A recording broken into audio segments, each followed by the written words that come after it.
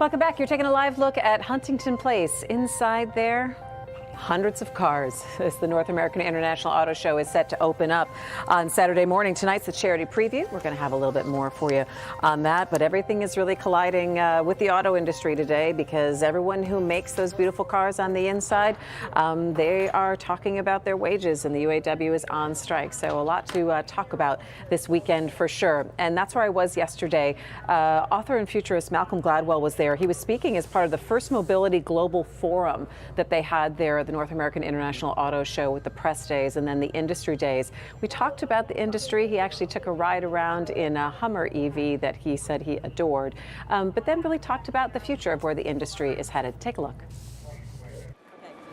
Malcolm, it's good to see you. Just what were your thoughts as you walked around the show when you look around this? Well, I love auto shows. I go to the New York one every year because I live in New York. And so this is, I'm kidding, I'm a car nut. So I'm kidding a candy store, and then I just got out of that Hummer, which is the most nuts, like, out-of-body experience. Nuts how for you? I mean, it's the whole thing is so hilarious and fantastic. 3,000 pounds, 0 to 60 in 3 seconds. And then you're on that, we went down that backstretch, and you think you're going to die because the wall is right there, and then it stops miraculously. How do they bring 9,000 pounds to a halt that quickly? I'll never know. Yeah. So, and I've not been to an auto show where they had these kinds of interactions. Yeah, the kind of experiential things, which I think is something that people are going to be so excited to actually put their hands on things and sit inside and see. I'm really bummed I'm not 9 years old right now because I'd be enjoying it twice as much. But. How would you explain your connection to car culture and our car culture in the U.S.? I just was always, I never, every boy goes to a car stage, and I never left that car stage. So I don't know why, I just continue to be obsessed by them. I'm constantly buying and selling cars, and I'm just like... Is it the engineering? Is it the speed? Is it design? What is it? It's everything. I've never gotten over the idea that you can make this thing out of rubber and steel that can bring joy and get you places and has a hint of danger and looks beautiful. It's just like it's a rolling work of art. I mean, and my dad was an engineer, so for the longest time I always understood the kind of complexity and beauty of creating something like that. And so it's, I don't have a better explanation. No, I mean, I think, but you just say the connected complexity of it. And when I look around and see this, because I'm a car girl myself, I also see disruption and I see change in this industry. When you step back and now put in like a bit of analysis in it, what do you think when you look at the auto industry as a whole and this entire revolution that we're going through? Yeah, I mean, it's pretty amazing how quickly the kind of EV phenomenon has happened. I mean, I sometimes give all these talks about how everyone assumes innovations happen quickly and they happen actually really slowly. It took 30 years for the telephone to catch on. I mean, like but the EV thing, I feel like in the last 3 years has just been this explosion of interest in really credible EV options on the market. I don't expect them to supplant internal combustion anytime soon, but the idea that there's a whole new option available to consumers is just fantastic. It's also become very personal for people as well. How do you explain the emotion of saying, well, I would never buy an EV, or the conflict, I think, that we're seeing with people in change? Yeah. Well, part of that's about America in 2023, where every transition seems to get... If you tell me to do something, I'm definitely not going to do it. I'm definitely not going to do it. There's a little bit of that, but a lot of that, I think, is that, first of all, it happens with every... if you had talked to me about my BlackBerry when the iPhone came out, I would have said, I'm never going to use an iPhone. The tactile, the buttons, there's something enough, just different. There it is, you go. Right?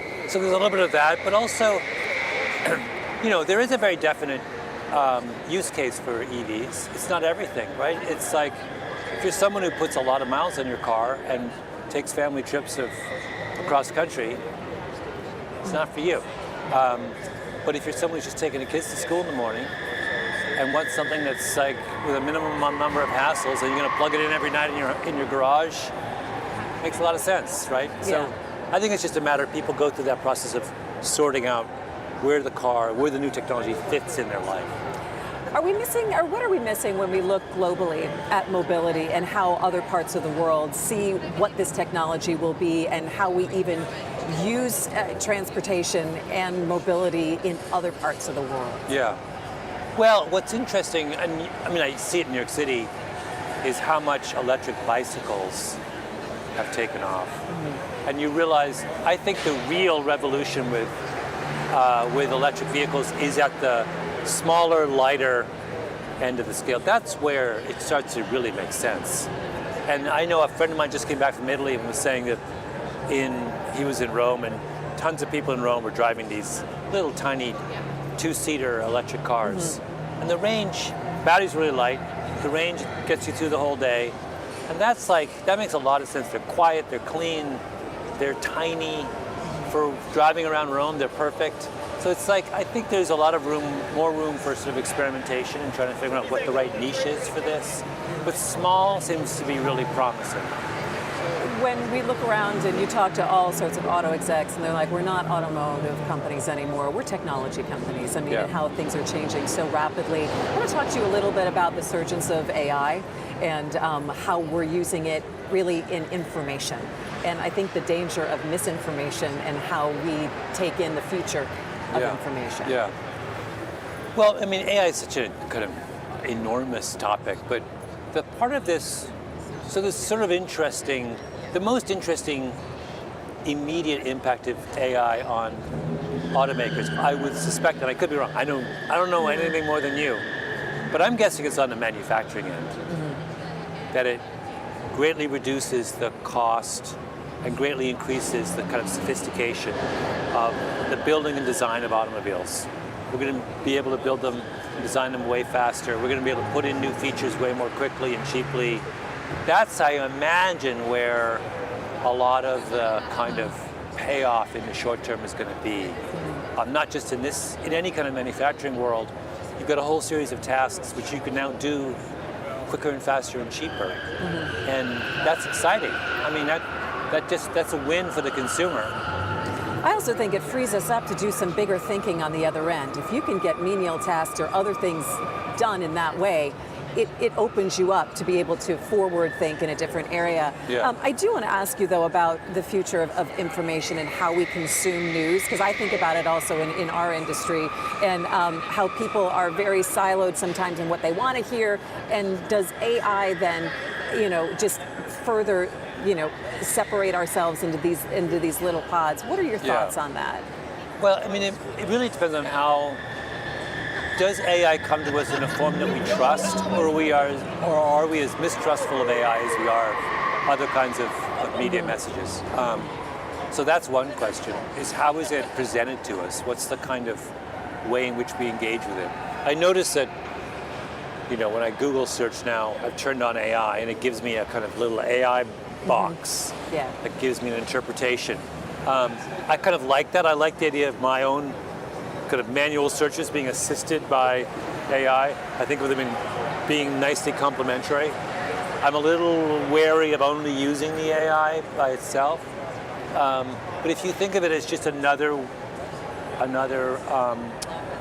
voice to access, then maybe it's really useful. There are some simple kind of fact-checking things you can do with AI that could actually enhance the quality of our public conversation. Mm-hmm. When a politician says something that's just not true. Maybe it's even faster now to say, actually, sir. We just ran your speech through, something, and there's 7 errors you should be aware of. Like that maybe that's really useful. I mean, maybe that helps us be smarter about these kinds of things. What's the next thing that you're working on, or some of the things that you're thinking about?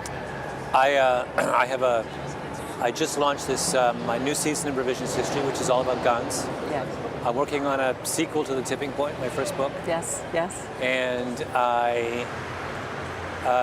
what else am I doing? I'm also working on a book about anger. Really? It's and the uses of anger. Yeah. Is there any shortage of inspiration for you? No, because every time you turn around, you meet another interesting person. So, how can you ever run out of ideas? I feel like it's an infinite source of And then you get in the plane and you come here and you're like, you know, It's a totally different world. it's a totally different world. You're like, I literally, I can never run. I will run out of time before I run out of ideas. Wonderful. We really can't wait to see what's next. Thanks so much for the time. Thank you. Malcolm It's really fun. Gladwell, for joining me. Thanks.